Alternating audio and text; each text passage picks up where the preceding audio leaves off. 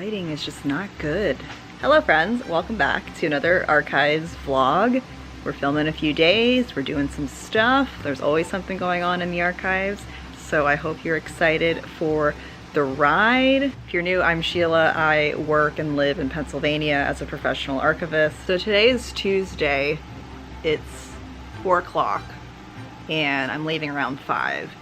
And it's been a pretty productive day so far, I would say. This morning I focused on accessioning and like paperwork, admin, donor relation type stuff. So accessioning is basically like logging and recording when a new archival collection object book comes in, and I needed to write up a thank you letter. So that goes out after, you know, you deal with the deed of gift and all of that. Trying to do the paperwork, and there's 3 different people that want to be recognized as the donor, the giftees, the gifters.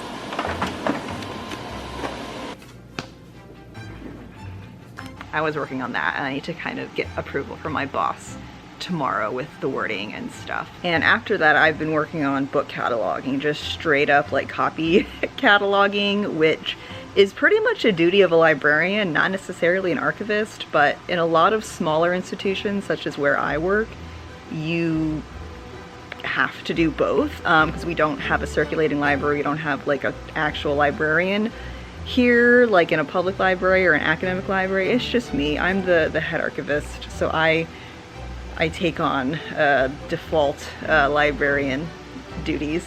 Cataloging is a nice break. Book cataloging is very straightforward and easier than like processing archival collections, but it can get boring and tedious after a while, and it's not my favorite thing to do, but it is nice to do to get a break from what I usually do. So I got up to move because my neck has been hurting the past few days, and sitting for long periods of time is not good for me or for anybody. I recommend, if you've been sitting a while right now, get up, walk around, just stand up, do a quick stretch. That is what I'm doing. And I came to get more books because I had a book cart that I started with, and then I was like, there's more books floating around.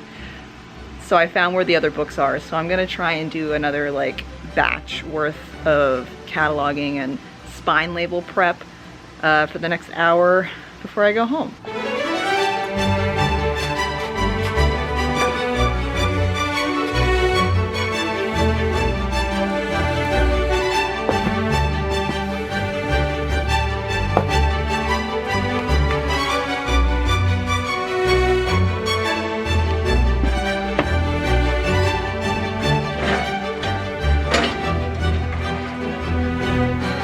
I found more books to add to the pile.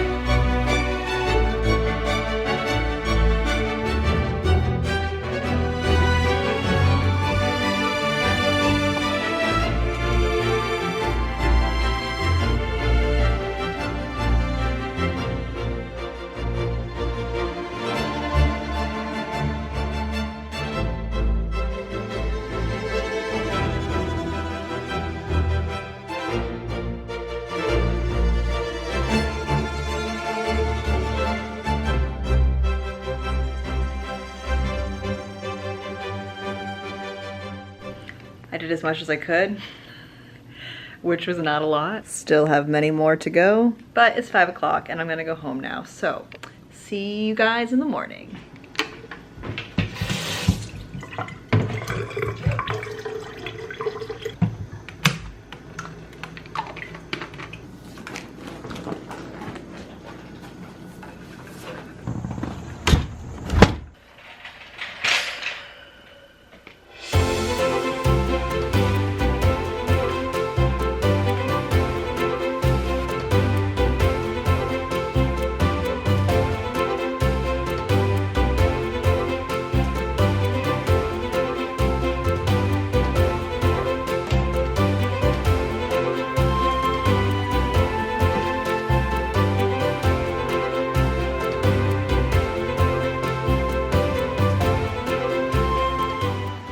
Good morning, friends. It is Thursday, very close to the weekend.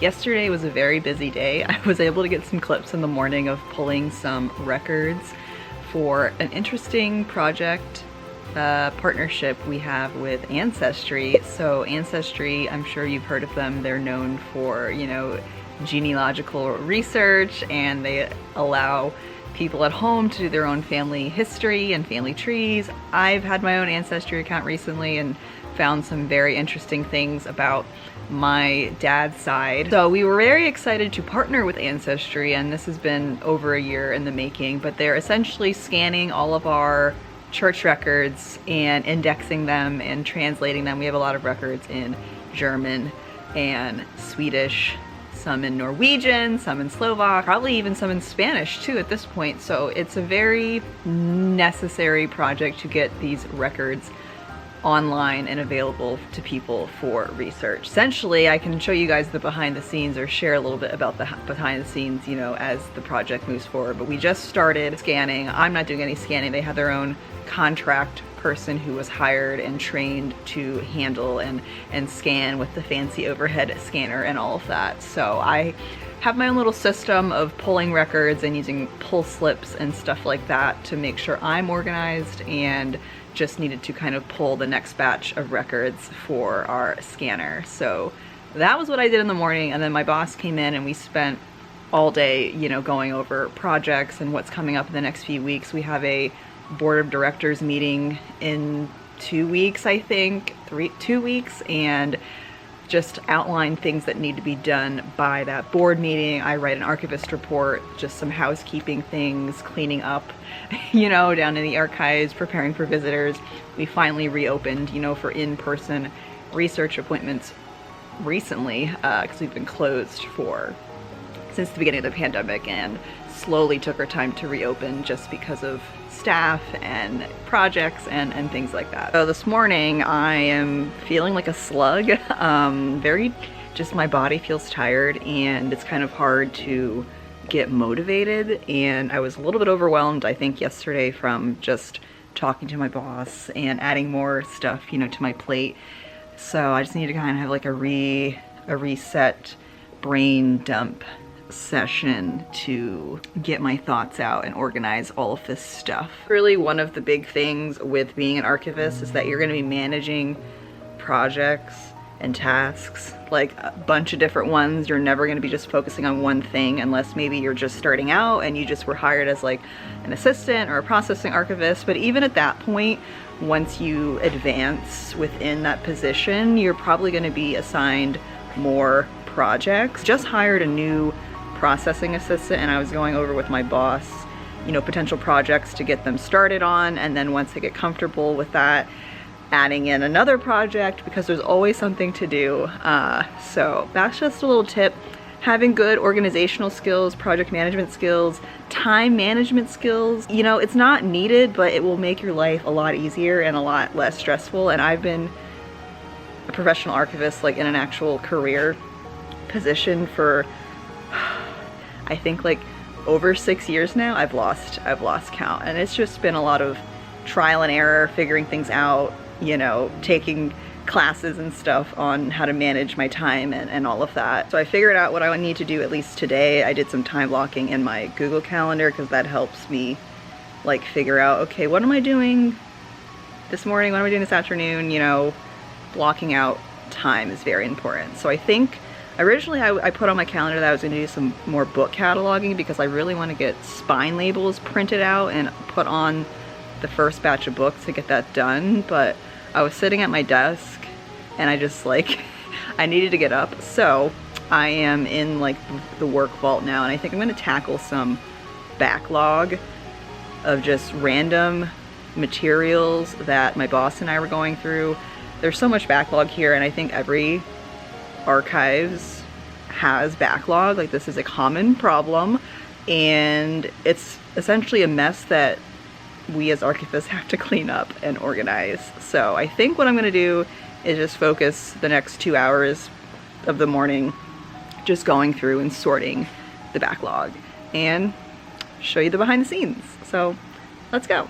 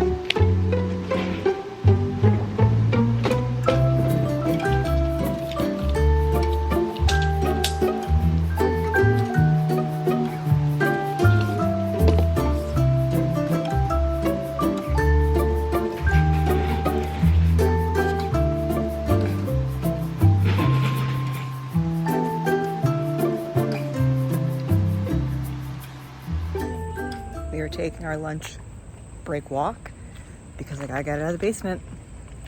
Can't be in that basement all day. I gotta come up and get some sunlight, some vitamin D.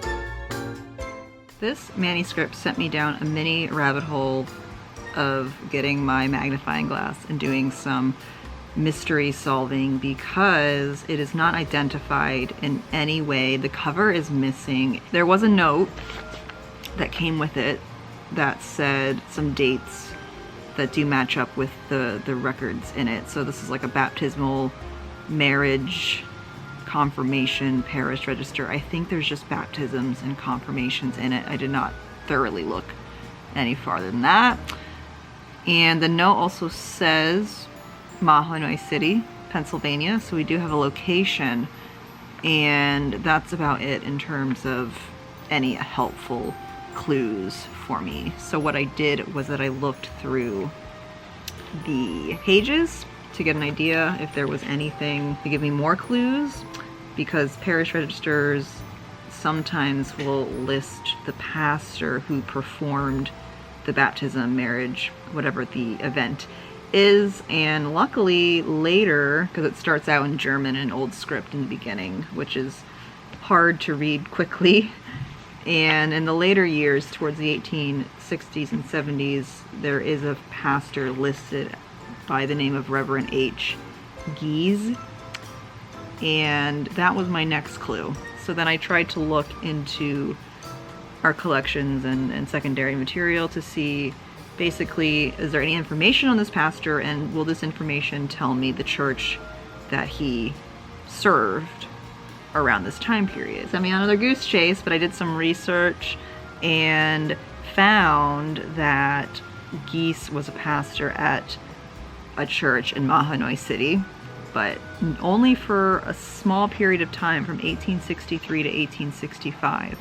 Now the thing is, I don't know if this register is for that specific church, because the book starts with baptisms being recorded in 1810. It was a lot earlier than when Reverend Gies would have been serving. So that's where the mystery kind of ends without any conclusion, and I just ended up writing on the folder that it's a Lutheran congregation parish register book in Mahanoy City, Schuylkill County, Pennsylvania, and made a note that this pastor served there.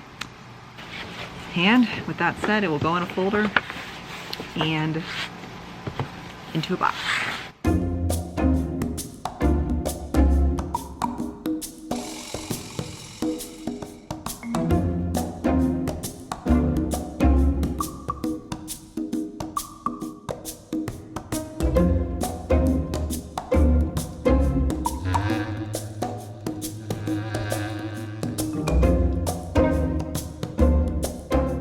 This is the fruits of my labor today, plus one small document case that's like half this size, which was just one collection, not pictured.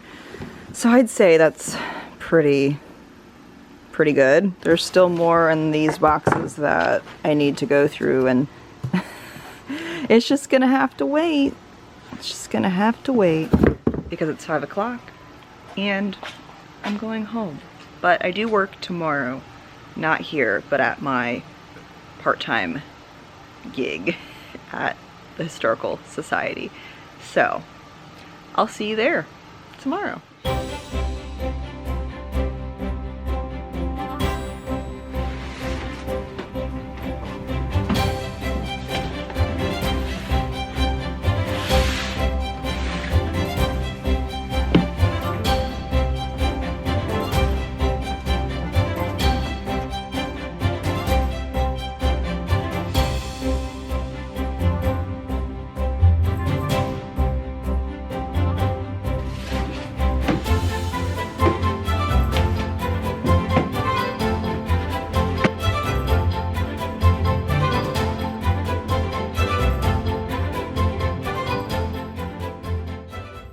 So whilst doing some processing today, I had to deal with these little bond interest coupons from the early 1900s. I think they range from like 1903 to 1916, and they were all bunched into these little envelopes. Thankfully, they were already kind of categorized by the year, so I didn't have to do too much work on that end, but they still had the remnants of rubber bands that used to hold them together. And ask any archivist what we truly detest, and we will probably tell you paper clips, staples, but most certainly rubber bands, because rubber bands over time do not stay their initial form. They will essentially kind of melt into paper, and especially if your climate is not controlled, high humidity levels, high temperature levels, that will kind of increase the time it takes for that rubber band to essentially melt into the paper. So I spent some time removing the rubber band, which now became like brittle pieces at this point. Luckily the paper is pretty good, you know, condition. It's pretty thick. Paper in modern times is pretty crappy quality compared to what paper used to be in our past. And of course, when you're doing this, you want to, you know, make sure you're not damaging the material when you're trying to remove these things like rubber bands or paper clips. So I always am conscious to make sure I'm not doing any further damage to the coupons. So in order to keep them separated by year without keeping them in the original envelopes, which are pretty acidic and crappy, I just took some sheets of acid-free paper and folded them, kind of make like a makeshift envelope. We didn't have any actual like archival envelopes here. I need to like tell my boss to order some. So this is a DIY budget-friendly way to kind of create enclosures with just paper. And I wrote the years on them to kind of, you know, distinguish the years of the different coupons within the folders.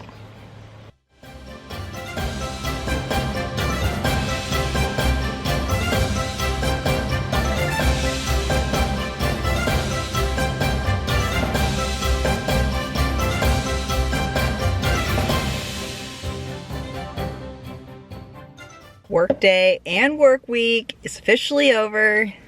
Yay! Coming to you post-work in the car because it was a productive but also then a busy afternoon today. So Fridays is my part-time archives job day. This morning I worked on continuing a processing project which I thought I was finished with and like had the finding aid done and like sent it off to my boss for review, and then we found more stuff after the fact. That's always a problem when you have unorganized backlog of stuff, because you think you're done and then you have your finding aid and everything labeled and everything's organized, but then you find more stuff. So essentially I worked on kind of integrating what I found today into what I had already processed. So I have a new revised arrangement done, so next time I can focus on updating my finding aid and the labels for all of the folders and stuff like that. After lunch, I prepared for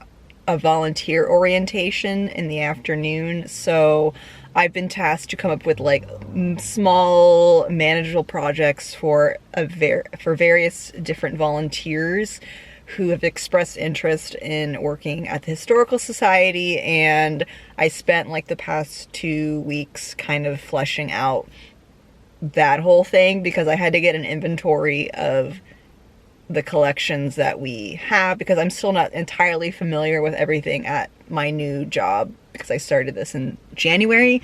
So I had to do like an audit inventory of the shelves and get an idea of all the different collections that we have and also what could be processed and what could be, you know, handed off to a volunteer. The volunteer was super nice, super like energetic and excited. Doesn't have any archival experience. They're like a retired, you know, professional, but they do have like data entry experience and working like in an office environment, which I always say having like an office background or like data entry background is really helpful into coming into like archives because there is a lot of overlap between the two fields, and organization is a number one like key component with archives and just understanding like records and stuff like that. So she caught on really quick and she was there. We were there for like 2 hours until I left at like 5 o'clock, and I was just like totally drained from talking and training for 2 hours straight because introvert problems. But this always happens to me. I don't do a lot of training, but when I do, like, it's very taxing on me, so I like had to be silent for like 20 minutes to decompress and I'm still not fully decompressed right now. That was my work week. I'm off to get sushi. It's the weekend. I'm really excited to have a relaxing weekend, doing fun things, not doing work things. Breaks are very important, friends. So thank you for coming along. I hope this video this week was entertaining, engaging, and informational, and you had fun along the way. As always, if you have any questions for me about archives, being an archivist, always feel free to drop a comment and I would try to address them, either reply to your comment or maybe do a video topic based around them. So thank you, friends. I will see you in the next video.